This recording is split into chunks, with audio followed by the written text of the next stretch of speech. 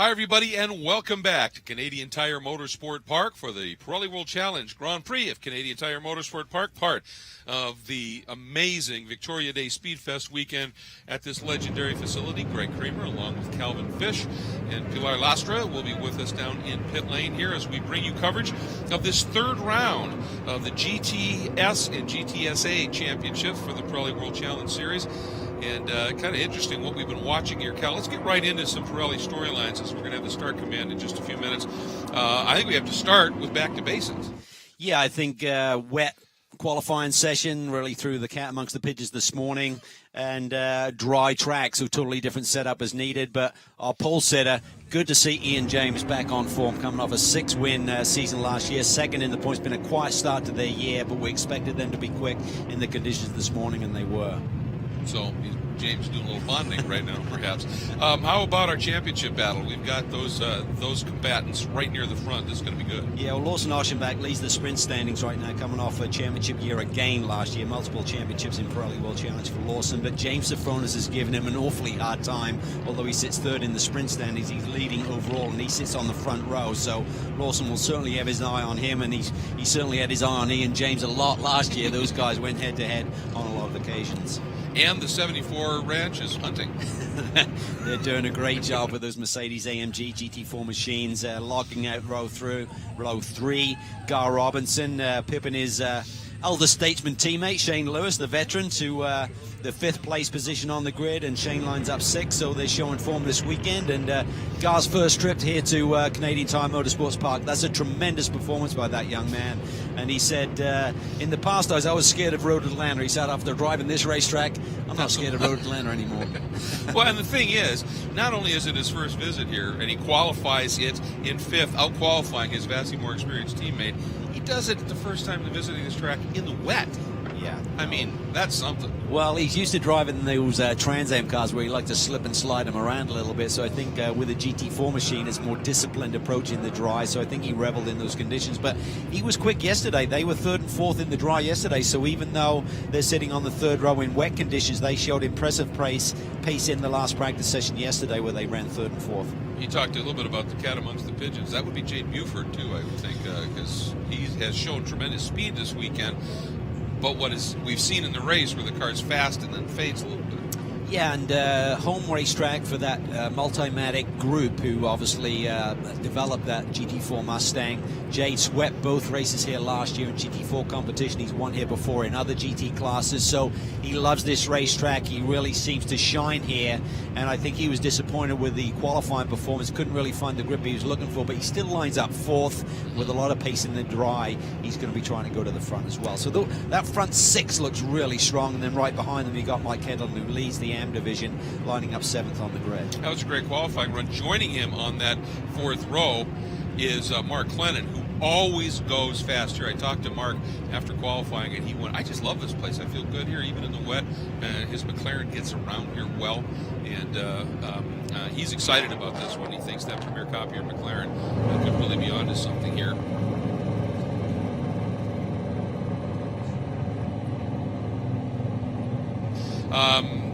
I think Harry Gottsacker qualified back in the 9th position overall. I talked to him during the lunch break too, and he said we're going to be good. He said, I was being careful. He said this car actually, I like it. It gets around here well. Jade Buford showed what it can do in the dry last year.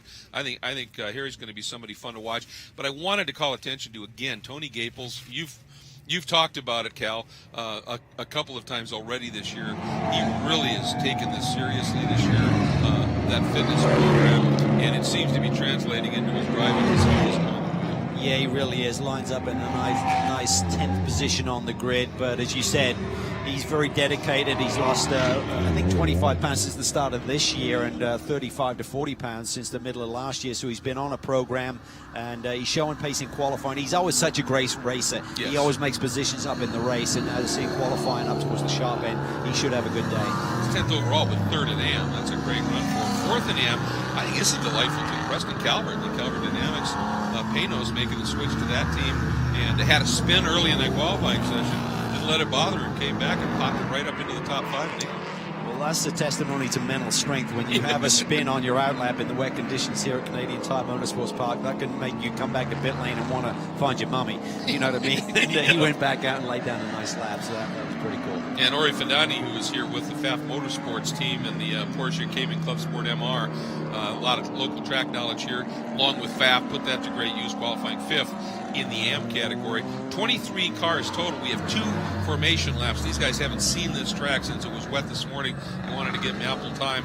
And it was wet during the previous races, then went to dry. There's still damp spots. They really want these guys. I think it's wise to just let them get out and see it. They're starting on slicks. It's cool and breezy out there. Kind of unfamiliar for these guys right now. In our Porsche race analysis, this track just shy of 2.5 miles, 10 turns. 23 cars in this field. It's going to be busy. It really is. It's going to be a fascinating battle, and a lot of these guys probably starting on sticker tires as well, so they want to get those well and truly scrubbed in here. These GT4 machines develop around, depends on the market, between 375, 425 horsepower, depending on who you're talking to. Some people like to mask exactly how much they got, but right around that range. But lots of downforce, should really be well suited to this racetrack, which is very demanding.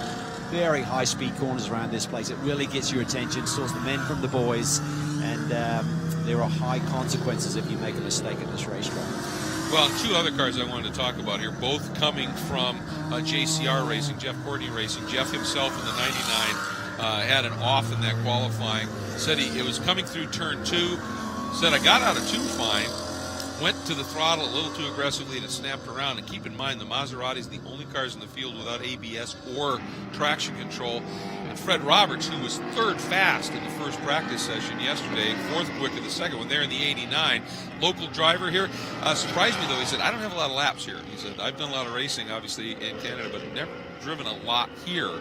Because I was thinking, well, he's got this track knowledge. No, he's just fast, is that. But he said he was getting wheel spin coming out of Moss until he get into 5th gear in that wet session.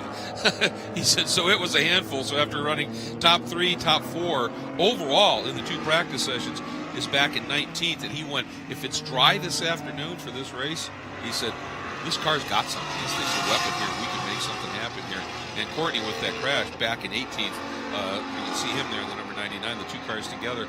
I think they're going to be fun watching coming up. Yeah, I think they have pace in those cars, certainly. And last year they were strong here with the Maserati, so it'll be fun to see those guys try and make some hay here in the early going.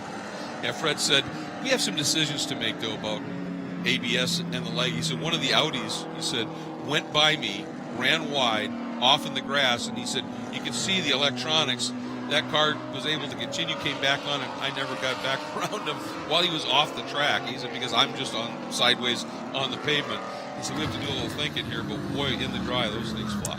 Yeah, I mean, I spoke to Jeff about that yesterday. He said, yeah, this car's probably a little bit old in the tooth to compete with the latest and greatest GT4 machinery. We had so many new marks, make the introduction this year with Audi, BMW, and obviously Mercedes entering into this championship class. They're very, very strong cars, but that's the nature of the business. The bar keeps moving higher. And speaking of the bar, the light bar has gone out on the pace car. So we are going to be going green here. Again, 50 minutes here. This is the 3rd round of the sprint competition. The interesting thing for these guys, they haven't raced, Cal, since, early March in sprint format. They've been doing nothing but Sprint X since. So they get an opportunity now, one guy, one driver, get it done. This should be fun. It should be fun, and we've seen Lawson Aschenbach be pretty feisty this year. He's normally such a disciplined, big-picture racer, but he realized the competition is a lot tougher this year. He seems to make moves and take chances that we haven't seen in years past, so it'll be fascinating to watch the battle here. You got Sophronius there with a lot of experience. James has great pace, and Buford, fastest yesterday, and big day for that group here. And there are those 2 74 Ranch Mercedes, beautiful cars. Don't run the same engine the GT3 car does, restricted. It's a completely different power plant. And here we go. Pace car is in through turn 9. Now through turn 10, Ian James in the red number 50 Panoz Avezzano GT with, here we go, getting ready to pick up the green flag. It flies. We are racing at Canadian Tire Motorsport Park. And here we go, 2, 3, 4 breast. We head down into turn 1. That's so tight. A little big move there to the inside. That's Calvert there was Calvert with Fadani. Yeah, that was big. But look at this, Aschenbach really feisty. We saw Sofronis have a little bobble, Greg, as he went into turn one, and a bobble from James. Losing grip there. Aschenbach to the lead. Buford now looking for a way by. Sofronis has moved up to the second position. Buford going to try the outside move in 3. You can do this if the guy on the inside gives you track position. Is Jade going to be able to make it stick? Doesn't look like it, but now he's going to straight line to the apex in 4th. He's still there. He forced the issue there. Buford through into 3rd. Yeah, James from the pole been shuffled back here on this opening lap. The 2 Ranch 74 cars. Shane Lewis leads his teammate Gar Robinson as they head through Moss Corner. And now the launch climbing up Mario Andretti straightaway. And as Lawson Aschenbach does, when he can get to the front in this car, he just checks out for a while because he finds speed on cold tires, I think, better than anybody in this paddock. And he has to these days because that heavier Camaro in the dry, it will fade a little bit. He's up on the wheel. Yes. He really is. He recognizes this year that if he's going to win another one of these championships, he's got to really dig super deep and just take a few more risks. You just can't sit back and let the championship come to you. There's a lot of big players in it this year, and this is a perfect opening lap, exactly what he needed. Yeah, he was nothing short of spectacular at St. Pete in those opening 2 rounds there, and this is what he did. And doing it again here, Sofronis finds a little bit of speed, eases away a bit. The 55 of Buford sitting in 3rd of the PF Racing Mustang. There's a good look at James Sofronis.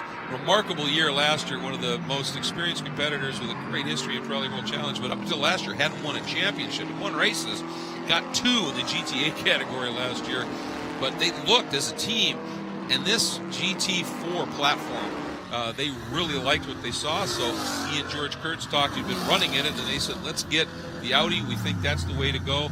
Both of them driving them here, and James has been absolutely hooked up. Speaking of which, Shane Lewis has got around Gar Robinson there in the 72, those 2 orange and blue cars, and he's now attacking on James. Yeah, it's been a great performance for that group led by Jimmy Frazier, their team manager and engineer. Just gradually been working on these race cars and got them. Went to St. Pete with not a lot of test time, and totally different animal to the Trans Am machines that they've been running in recent years, but they're a great group. They've got a lot of chemistry there. A lot of the players, the team members have been there for a long, long time, so they're going to do great things with this car this year. Clennon is leading in the Am class. We're looking there on Headland and Gaples as they went through turn 8. There's Clennon. Well, he just loves this place and just finds speed here. And he's right now running right on the 6 of a couple of the pro guys here. Clennon at times has remarkable speed. I spoke to him this weekend. I said, how's your season going? He said, it's a process. I said, what do you mean? He said, well, I got in a simulator recently and they had this ability to look where I was looking on the racetrack, and he said I just wasn't looking far enough ahead. And he said, as soon as someone turned me onto that, it's a game changer. And he said, I think around this racetrack I'll really pay dividends. So sometimes you have to go back to basics. It was recognized he was just too much in the moment, like looking in the corner he was in rather than down the road. And that's the key when you're on a high-speed racetrack down this. You got to be ahead of the game. He clearly never took a Calvin Fish driving school, because I've heard heads up. Is what, and the thing is if you're looking not far enough up track, things come at you way too fast. I mean, that's one of the biggest things, isn't it? Yeah, it's like playing a video game that's on warp speed, you know what I mean? You're just reacting all the time rather than planning ahead and getting the car in the right track position. But Ian James, a little bit under fire here. I thought he had more pace in the dry because he was reasonably quick in practice here yesterday. Wet qualifying session, saw him grab the pole position. But again, sometimes we see these cars that will maybe take a few laps, get their tire pressures built up, tire temps, and then they can find the sweet spot and go back to the front. But look at this, Lawson Aschenbach in a different zip code as he heads down into turn 1. Like I said, I think in this paddock, and I mean both divisions, he is one of those guys that is among the best I've ever seen at finding speed on cold tires, and he is your Optima Batteries best start winner. And not a big surprise there, going from 3rd to the front, boom, just like that. An absolutely great run. And I wonder, too, if you have cold tires, it's easy to route them if you push too hard and just you're slinging the car around, isn't it? So you've got to be careful with the tires a little bit until you get them up to temp, yes? And a lot of it comes down to your starting pressure, so maybe they realize, listen, we want to go on the attack early, we need the car to come to life quickly, so if you start with a higher tire pressure, that will make them come up to temperature a little bit quicker because you're sliding the tire initially, and but you just got to manage that, and that's what he's been a master at in years past, is just managing races, get in the track position and managing it. Conversely, maybe James just being a little cautious right now because he don't want to hurt the tires and have something a little bit later in this race. And as good as these Pirelli P0s are, you do have to take care of them just a little bit so you have something late in the going, because they will, like anything you abuse, fall apart a bit. Oh, for sure, and this is a very demanding racetrack. You're loaded for a long time, so if you have any imbalance, whether you've got some understeer, you're going to overload those fronts. You see Tony Gables there. Gables all over the back of Mike Headland. This is a battle for second in the GTA class right now. And Harry Gottsacker right behind the two of them as he's trying to come to the front. Again, qualified back in the 9th spot. Actually, has slipped back to 10th right now.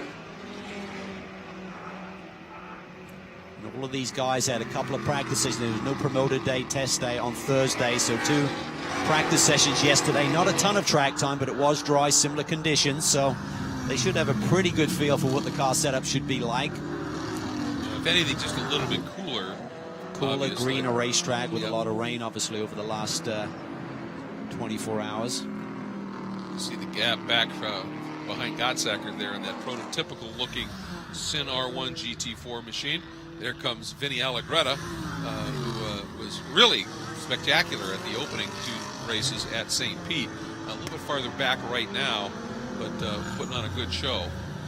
Yeah, he was really quick at St. Pete. Very impressive debut in Pirelli World Challenge. He got wrapped up in an incident, as I recall, going through the high-speed kink on the back straightaway there that ruined his weekend, but nonetheless, really come to grips very quickly with these race cars. Yeah, it wasn't his fault. Guy lost it and came across and tapped him at this stage, but this is a whole different place here if you've never raced Canadian Tire Motorsport Park. We've often... Gables to the inside. Can't quite get far enough up the inside of Mike Headland, and Headland rolls really good speed there through the middle of the corner. So he's hitting his marks. Mike has done a nice job withstanding this pressure right now. Well, that turn 8, I mean, the fast line is wide in, obviously, so unless somebody gets thoroughly past you on the inside, you can really hang on around the outside. You can often make a pass around the outside if somebody protects too much. It's a fun corner. It really is, and you got to have a lot of trust too. You know what I mean? You got to be trusting each other in these high speed. We talked about the consequences of this racetrack. If you start getting too rough and ready with each other, it can really have drastic consequences. Because an incident here is typically a big one. Well, it's just such sustained high speeds around here, isn't it? It's old school, and there's more runoff area in certain parts of the racetrack.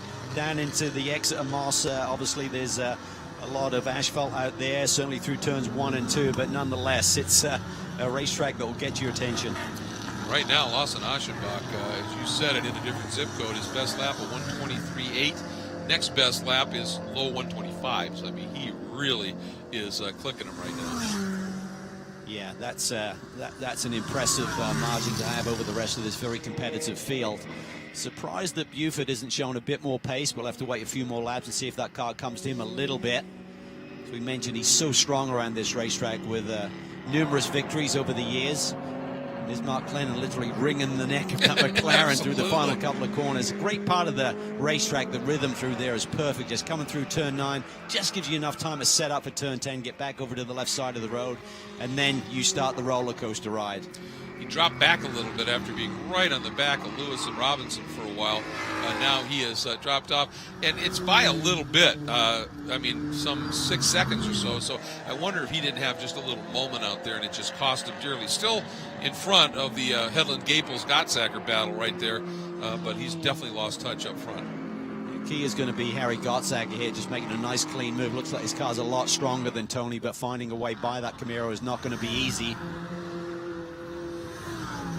And yeah, I mean, and Tony obviously in a battle with Headland in a different class, and he is under no obligation to just wave him through and give up track position, and so he's going to keep the fight going. Ooh, Preston there in really deep. Yes, and he manages to get it back online. That's the key. When you recognize a little mistake there, just blend back onto the correct line. Just slow it down enough so you don't compound the error. He's feeling the heat from behind by Drew Stable, who's been having a great season so far in that Ginetta with Ian Lacey Racing. Right up at the sharp end of things in the GTS category is Drew Stabley. And that's a car. It's nice and lightweight, very agile, and Drew really extracts a lot out of it. And here's the driver that a lot of the locals are cheering around here, Ori Fedani, in a FAF Motorsports car. FAF, locally based right here in Toronto. And he's feeling a little bit of heat from Preston. He's feeling heat from Stabley. He was feeling heat. Guess who? That is a guy we talked about. Fred Roberts is already up into the top 15 from being way back when things started. So he is on the charge in that number 89 JCR Racing. There he is. By side there. Yeah. It's good exit speed through turn one. Tries to make a move on Stabley, but top part of the racetrack to make it stick. So certainly that Maserati looks like it's got good balance. Fred is doing a great job. This battle intensifies here.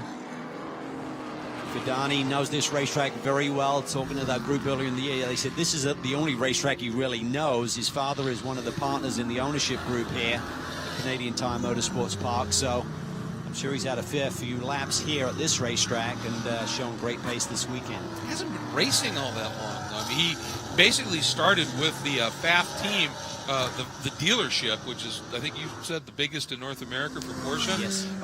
They do these customer track days, and they said, Ori got out there and they said, you know, we're not allowed to time just because of insurance and liability, but we all have watches. And we looked and we went, wow, he's getting around here. Right. So they talked to him and said, you interested in trying some racing? And at the end of after 2 years of track days, he did some regional racing in the CASC, which is the Canadian Sports Car Club Championship, regional racing. And then they went into the GT Cup Canada, and within 2 years, he won the gold category in that. So he's got some chops. Yeah, he really does, and battle's intensifying right here. Sophronius is backing up to this group a little bit. We wondered when Jay Buford's car would come alive. Well, it has. And at the same time, Sophronius is backed up. The gap at the front, Aschenbach has nearly an 11-second lead after 8 laps on the board. That's a dominant performance. And James has dropped into the 24s for a best lap. Buford, though, still it's a 25 flat. Ian James at a high 24, at a 24.9. Lewis at a 24.7. So, yeah, this pack is snarling right now. They really are, and it's great to see Gar Robinson hanging on to this group. He'll gain a lot of confidence here this weekend because it's been a soft start to his season, but right now he is gaining confidence, and if you can do it here, Greg, you can do it anywhere. Yeah, without doubt, without doubt. And boy, for a minute there, I thought that James was going to try a move on Buford. He got a tremendous run right in the draft all the way up Mario Andretti straightaway, and Buford just took it deep enough into turn 8 that James couldn't do anything with it here. And surprised that car of Sophronius, it was certainly good in the damn qualifying, but that car has been, it just balances well around here. And to see him sort of come back to these guys a bit of a surprise. He hasn't his best lap at 125.2. Buford's on the attack right now. He's really, you can see the confidence in the car is there. The car's underneath him, unlike it was in the first couple of laps. So the racetrack is coming in a little bit. It was pretty wet here about 90 minutes to 2 hours ago, so it's still a little bit damp offline. Buford has got the handling there underneath that Multimatic developed Mustang GT4. What I'm sure he appreciates is Jade is an awfully talented guy in his own right, but Scott Maxwell is here, and Maxwell has helped develop this car, and didn't do a lot of the testing and development here, but Maxwell's got tons of laps here in those cars. And obviously, I'm sure that he and Jade are spending a fair amount of time in a corner huddle. Yeah, absolutely. A lot of experience at the racetrack. Most of the development was done at Calabogie, another Canadian racetrack. But certainly, oh, look at this. Ian James has a brilliant run looking to the inside. So suddenly, Buford, from being on the attack, trying to get second, he's having to defend that third position to Ian James. And Lewis is right there. If Ian James is going to open the door, he's going to fill it with the AMG Mercedes. Well, the interesting thing for Jade in that PF Racing Mustang, that Mustang GT4, because it is so good through the corners, it is, the BOP requires it. It doesn't have the best top end, and he can float that. He floats tremendous speed, but that climbing Mario Andretti straightaway with that launch out of Moss, that's all horsepower, and that's where that car struggles a little. Yeah, it certainly does. And you talk to the Panoz group, they don't quite understand why the Camaro has a much larger restrictor than they do.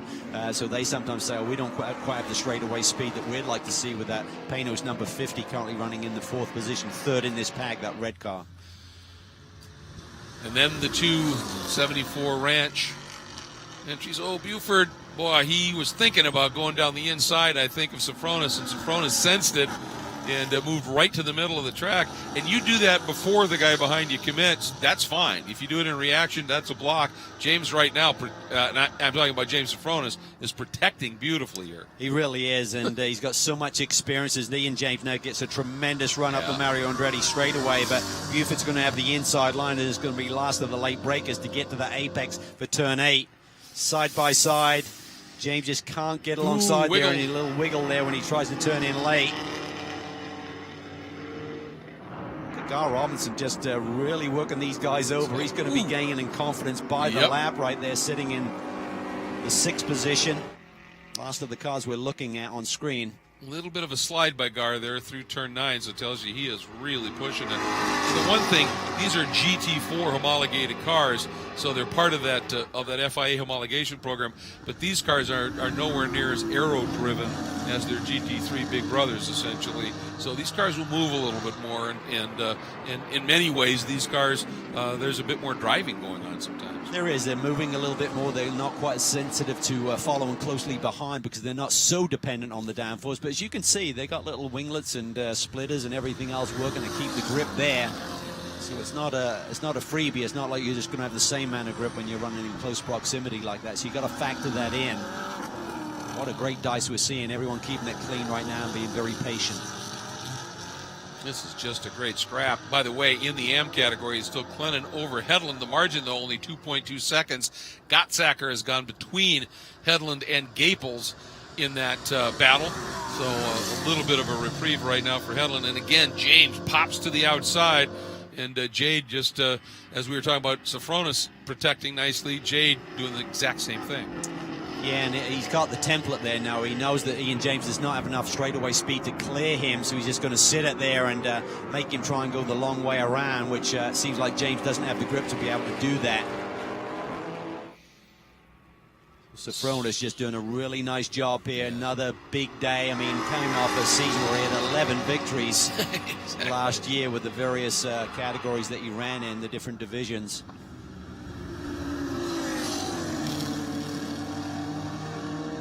Turn 2, the TV just doesn't do it justice. I mean, you're just falling, feels like you're falling off the edge of the earth when you plow over the hill there in turn 2. And it used to be more of a ribbon of a racetrack. It was very daunting. Now there's that big wide runoff area, so it doesn't look quite as intimidating as it once did. Yeah, it looked intimidating. It was intimidating. There's no question about that. And I mean, certainly understand why you pave that runoff. It makes it a much safer racetrack if you overshoot it, because it used to be if you went off, it was big. Big one, big time. I remember Dorsey Schrader once, he was talking about if you go off there, you go off huge. I mean, and I went, sounds like you're talking from experience, Dorsey. And he went, oh yeah. He said, I went off there huge one time. And I said, all right, I'll bite. How bad? And he said, well, they wanted $20 Canadian to let me back onto the track. So when it used to happen there, so you get it, but yeah, without that reference there, a little bit of the green on the outside that the grass used to have, it visually doesn't look as tough. Still driving it, hasn't changed much there, has it? No, it really hasn't. It just gives you that margin. If you do run out wide, you just kind of breathe the throttle and you're not suddenly hitting the grass or going for a ride or going for a spin or having look at this big expanse of a racing room. You don't see kind of the line defined of the racetrack. Put that abrasive green paint out there, so you still pay a penalty if you run there, because it'll just damage your tires a little bit, and you don't want to do it. But it does give you that reference point once again. Yeah, absolutely. This corner 4, they moved that wall back up a few years ago, but it's still, you have an issue in 4, it's an issue. Yeah, and you can see Buford there. He keeps thinking about having to move down the inside, but if he overcommits, there's still wet there, kind of on the exit of turn 4, so he can't get too far in the grey. Otherwise, he's just going to go for a ride, and he's not really close enough to Sophronis. And at this stage, Sophronis is recognizing that and just doing what he's doing, hitting his marks, and thinks that he's in pretty good shape here to maintain this position as James get a really good run. A little bit further alongside. Is he close enough to hang there on his flank? Will he try and poke onto the inside for turn 9? No, just follows him through for this lap. We've seen become a bit of a pattern which we never used to see. People make moves in that final corner now when it comes down towards the finish of this race. So let's not forget that may be happening towards the death. Yeah, the old straight line to the apex there. We're watching Ian James here. We talked about how the remarkable season last year at the end of the year, and then a little bit of a rough start this year. But Ian James is clearly on it, and Pilar Lastra has caught up with team manager, somewhat of a legend in his own right, Tom Milner. Yes, I am here with Tom Milner, who is incredibly busy. Tom, you guys have got a very fast car. What is your secret to make it so fast? Well, we're not fast enough. We're only in 4th place at the moment. We're happy with the car. This is the first race. I think the car's performing well. We are still lacking on straightaway speed. We shouldn't be on straightaway speed. We shouldn't be where we are, but Ian is doing a good job, so we'll see what happens. Well, good luck. We'll be watching for you guys. Thank you. Thank you very much. Yeah, I'll tell you, it was funny. He basically retired. Sold Prototype Technology Group and retired and everything, and suddenly we see him back with this program, and he said, well, when Don Panoz asked you to do something, you have to consider it. And he said, so I decided I'd take a vacation from retirement. Well, he's a great man. He's a real character, and he knows how to build a great race team. And I tell you what, the core group there have been there many years underneath Don Panoz's wing. And there's a tremendous group of talent there in terms of the mechanics and the team build, and they give it 1,000,000%. And Ian James has a great crew beneath him. And like Tom says, he said he'd like to see a little bit more straightaway speed, but he's forever the politician as well. So he's just hoping that the powers that be are listening. But as we said before, they go through a very serious balance of performance process. Unfortunately, that was thwarted a little bit in the off-season when they went over to Paul Ricard for that with very inclement weather. So they don't really feel they got a true feel for what the Panoz needs right now, and just waiting for a little tweak on the adjustments possibly. It wasn't the inclement weather that include snow? Yeah. I mean, you're not going to get a lot of great data at that point. Ooh, look at Gar. Tremendous run trying to work the outside now. Got up on that curve pretty good, still damp there. And it he didn't rotate quite as well as he wanted as a result, but boy, he is racy. And you just kind of get the feeling that if these guys were able to slip by James, that they'd be able to pick up a little bit of speed here. But James is doing an absolutely brilliant job, James Sophronis, of what he absolutely has to do here. Well, it's just experience. He's been there so many times before, so many victories over the year in Pirelli World Challenge competition. He's over 200 starts now to his name, right? So, I mean, he's been here 1,000,000 times before, and he will not be pushed around, and will not be intimidated by whatever anyone's doing right behind him. Yep, and he too has a group that's been under that awning for a lot of years together, and it's a lot of camaraderie, and it's great to see. One last thing on the Panoz program, I think Tom Milner would be one of the guys who would immediately tell you that one of the weapons that they have there is a guy named Stefan Pfeiffer. Yeah, the engineer there is a real character. Always got a smile on his face, but one of the best in the business, and has worked with several groups and manufacturers in this paddock. And when you got him working with you as well, and he works not only with Ian James but also with Preston Calvert in terms of getting the most out of the 51 machine as well. Preston's having a nice run. He's 4th in class right now. That class, the AM class, being led by Mark Clennon here. This is a battle for overall position, but not for position in class, as Clennon leads over Headland and Gaples. You can see them now coming through the previous corner. Right there is Mike Headland. Great battle here with Tony all day long. Absolutely. Headland in the 45 Opticode flying Lizards Audi. And Gables, of course, in the number 11 Black Dog Speed Shop Camaro. And I think for Clennon, if Gottsacker gets really, really intense on him, the best move would just be let him through. Absolutely. You don't want to throw away a class victory just battling for an overall position. It doesn't really matter. And I'm sure he'll be thinking of that, and his team will be advising him of that, like Mark. Just don't get into it too much. Just focus on the guys who are chasing you, which is this pair of Headland and Gaples. And you talk about great teams. The Flying Lizard group doesn't get any better than that with Jim Bell engineering Mike's car, along with Adam Merzon, who started from the very back of the pack, wasn't allowed a qualifying time for a little bit of a miscommunication with the rules. He has a driver coach, Ryan Eversley, and they put Ryan in yesterday without registering him, so that demanded that Adam had to start from the back of the pack today. He's doing a nice job. Fought his way back up into the top 20 now in this sizable field here, but that's a significant disadvantage, obviously.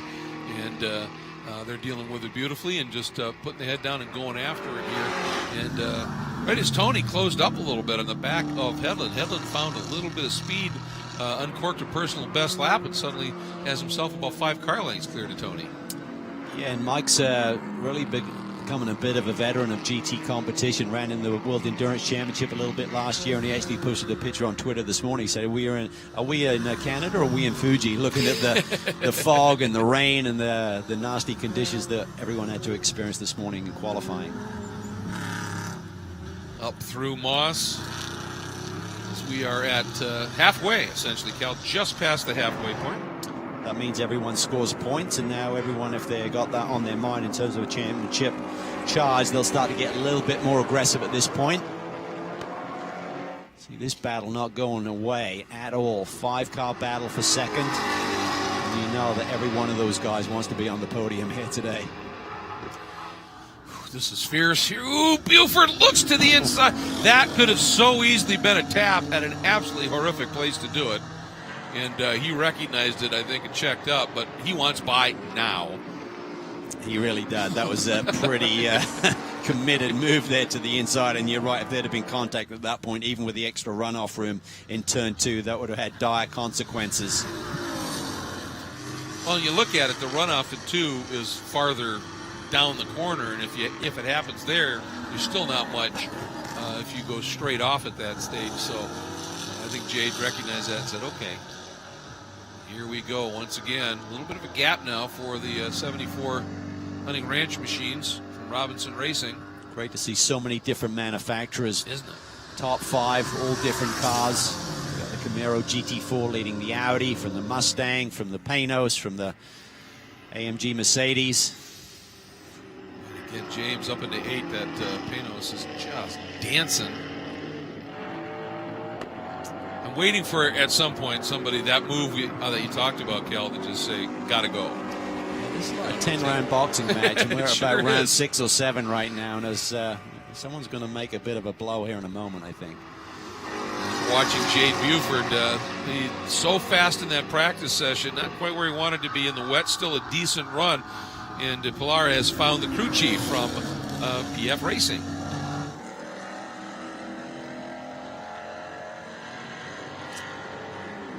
And we'll get down to her in just a minute. Continue to watch this battle here. This is another spot here. Boy, Safronis got through 3 nicely there. Got a little bit of a gap. That's what he needs.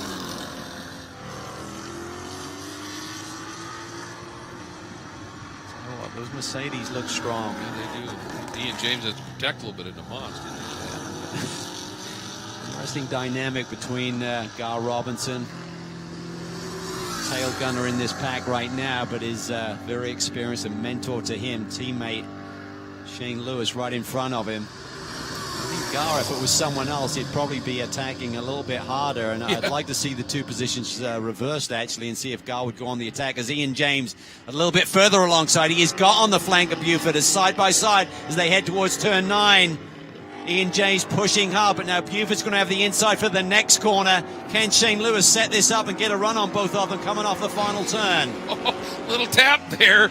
Ian James saying, well played, my man, but I'm not going away. That was beautiful. Great racing. And respect. Tremendous respect between those guys, Cal. And that's what you love. When you've got somebody out there that you know you will race clean and who will race you clean.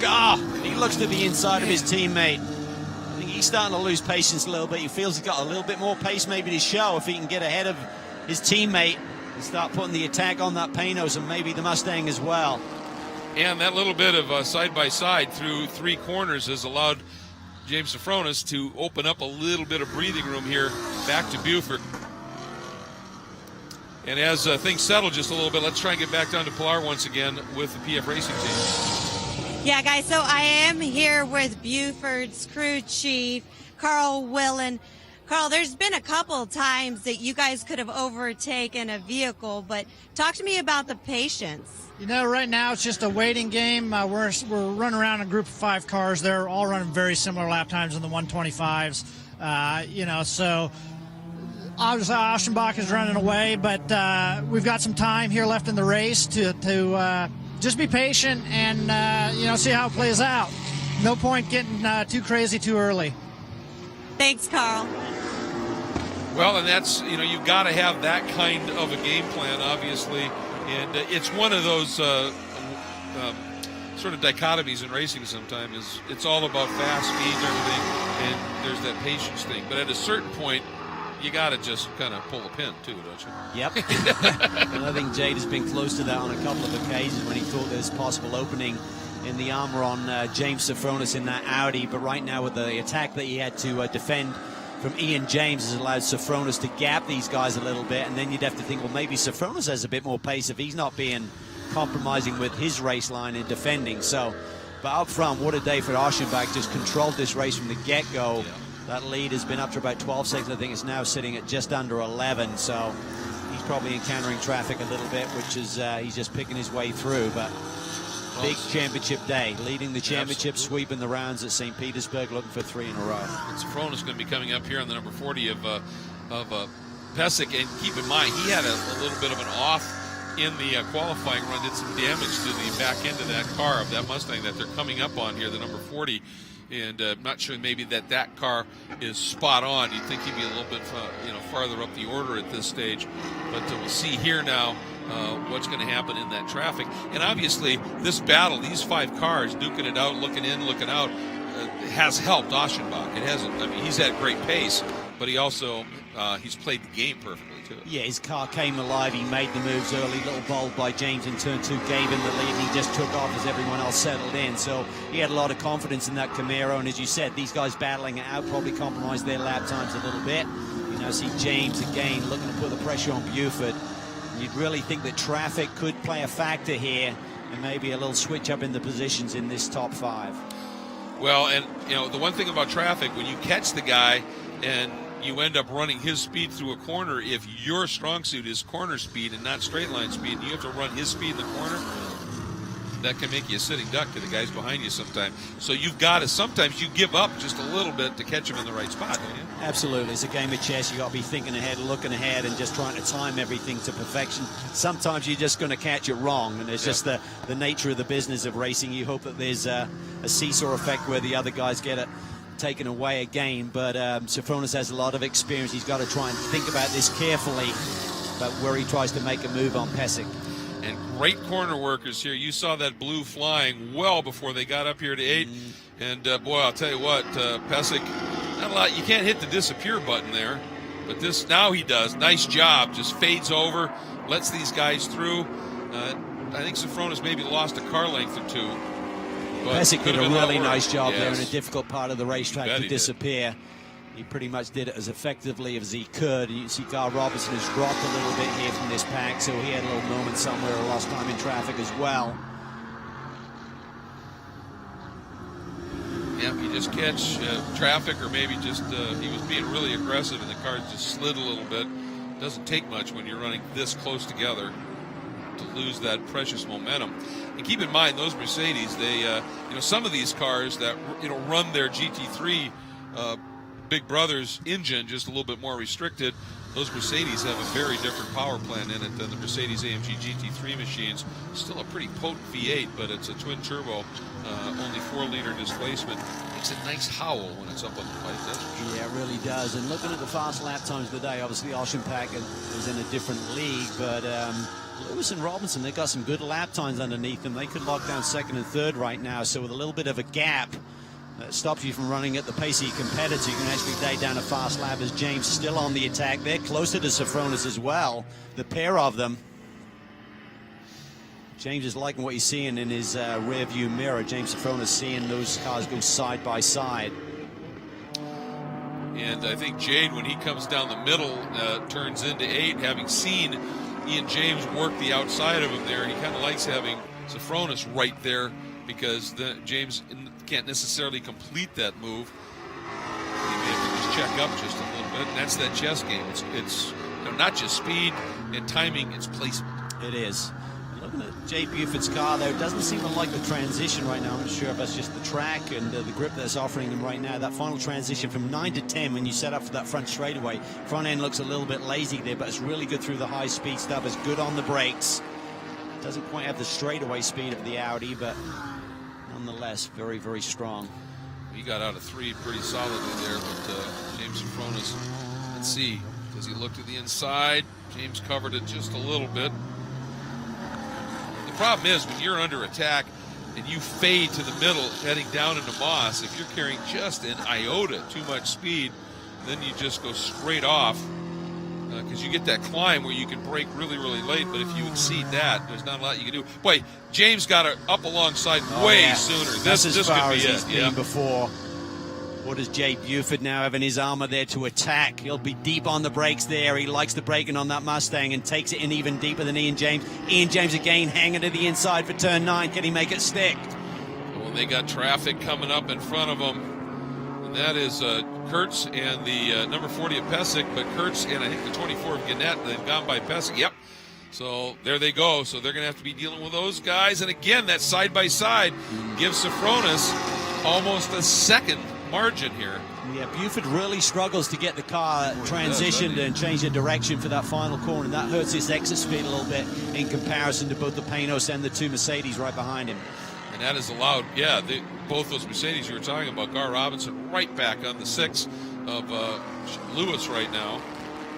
What a racetrack, though, Greg. There are no gimme corners around here. You've got to be spot on everywhere around this track, and they're doing a tremendous job. Great racing, great respect, as you said earlier, and fascinating battle.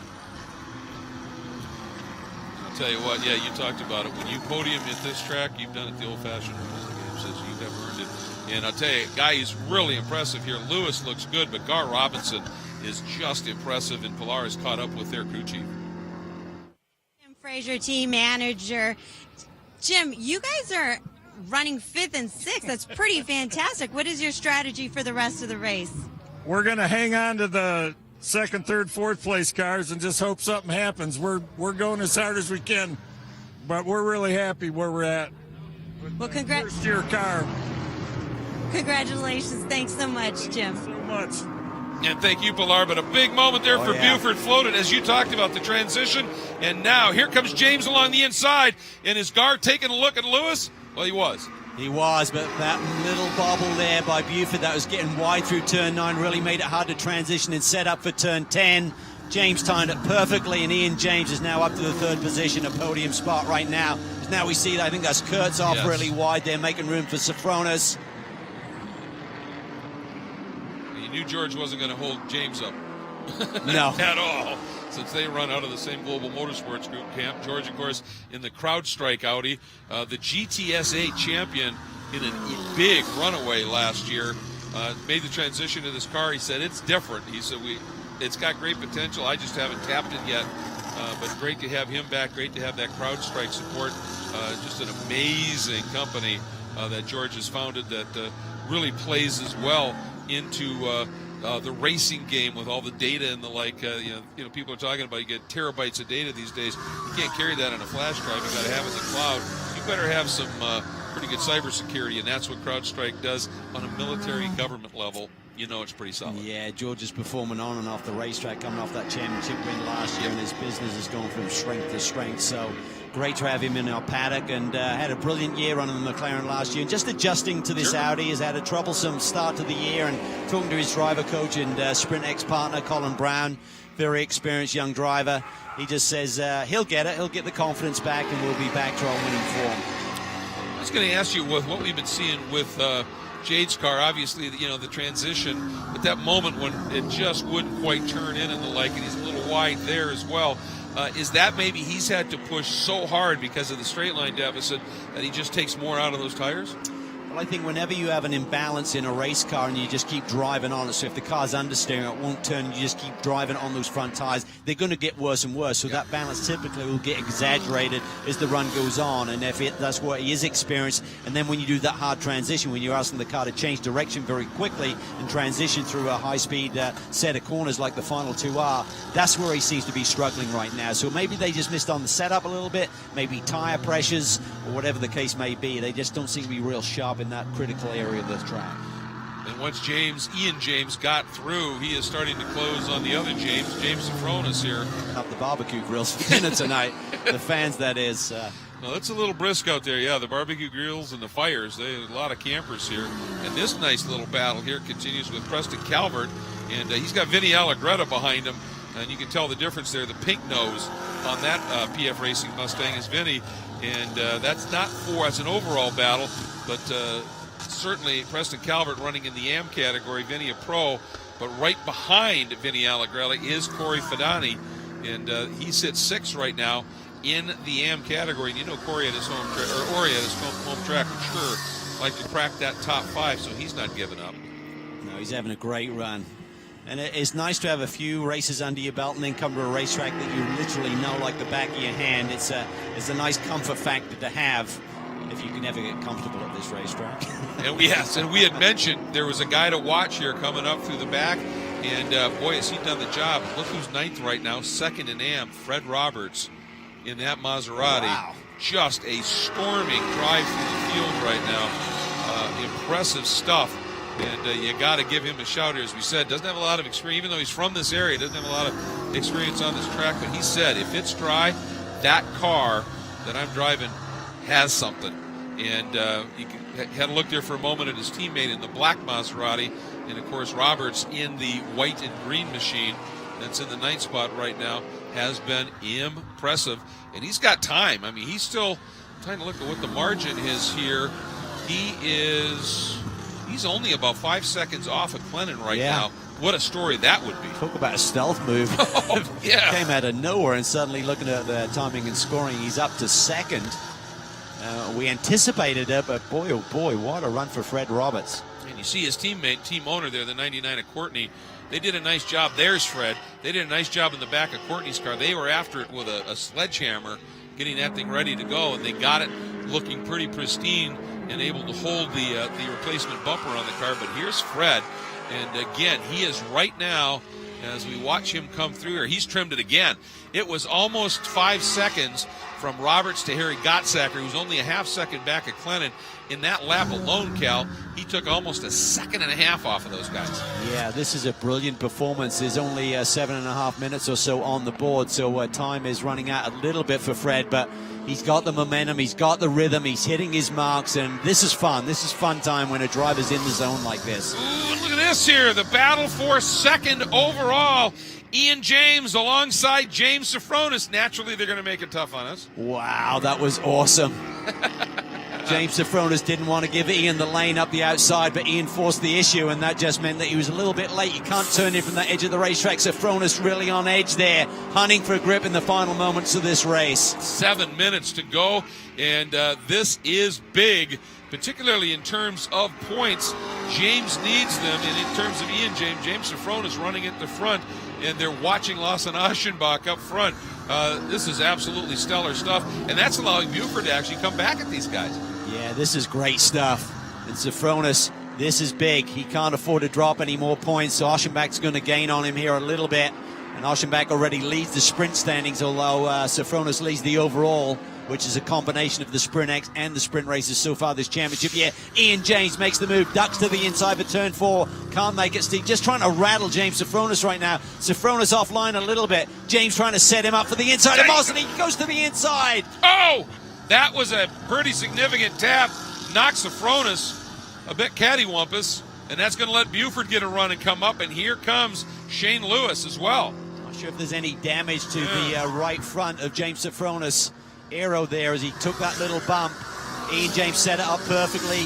Safronis rightly tried to defend it, but there was contact. He went for a little bit of a ride. Here's Lewis. Look, he's looking for a move there. He's going to try and follow through Buford. Parts are flying there.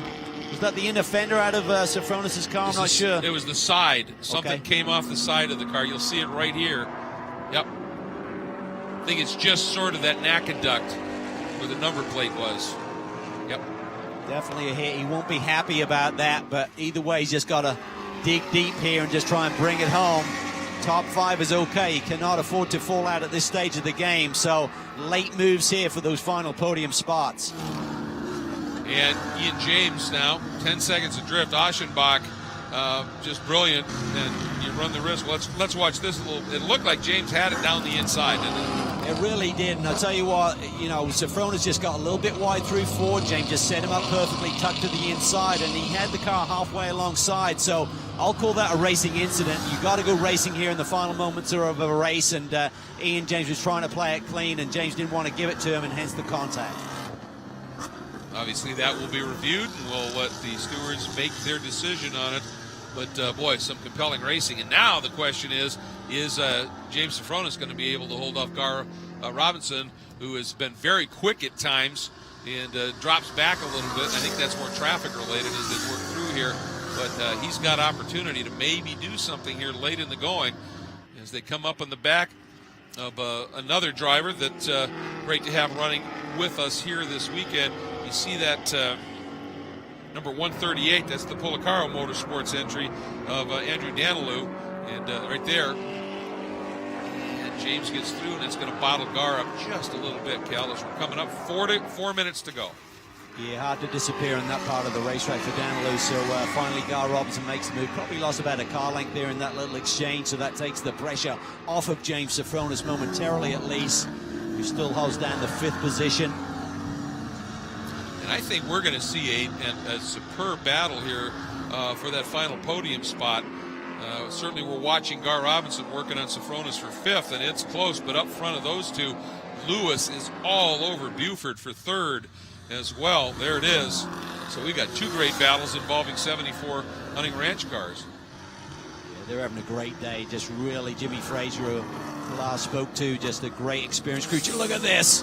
Ooh. Not quite there, just at the wrong Yep. angle. He didn't really square it up like Ian James was able to, so when you're at that angle, you don't have kind of that parallel move into the second part of Moss Corner there. I'm sure James Sophronius wouldn't have been well pleased with the second tap down there in Moss. That'll frustrate you.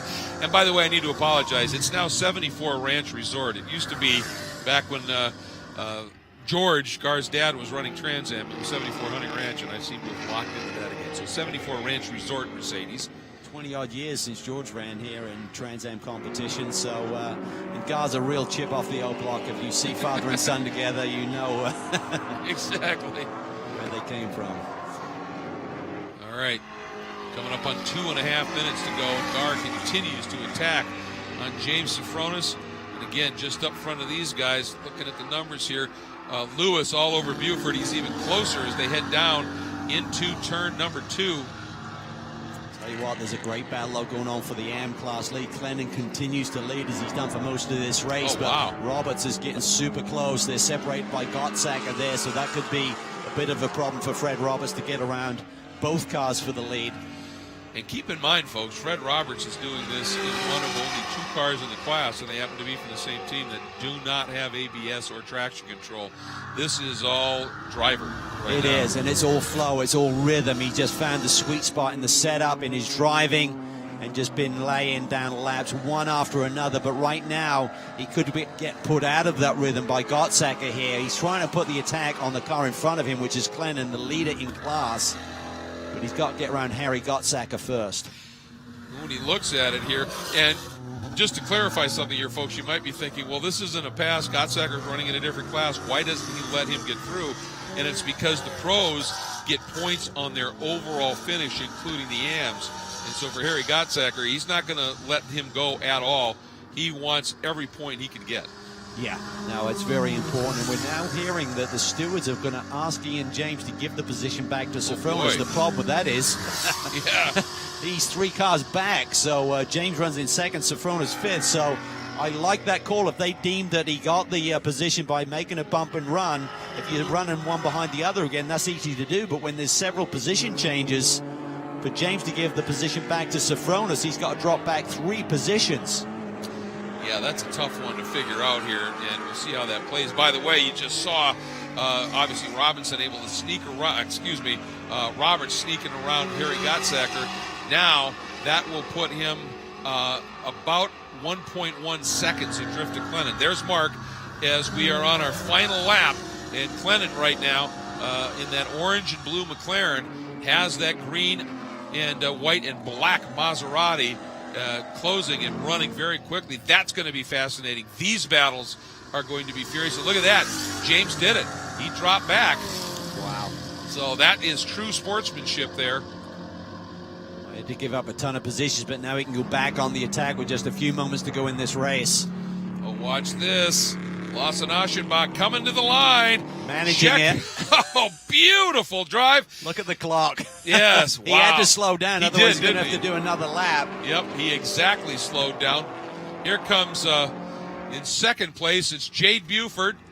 Great run there with Lewis third, Safronis fourth, and a very sporting Ian James. Think about the big picture, though. If Yes. Lawson Aschenbach had sprinted to the line, forced another lap, maybe that would have allowed Ian James the opportunity to get by Safronis, which would have helped Lawson Aschenbach.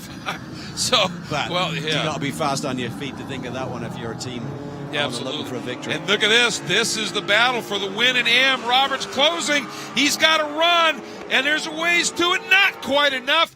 Half a car length at most. 0.14 of a second was the gap at the line. What a drive by Mark Clennon for victory, but what a drive for Fred Roberts.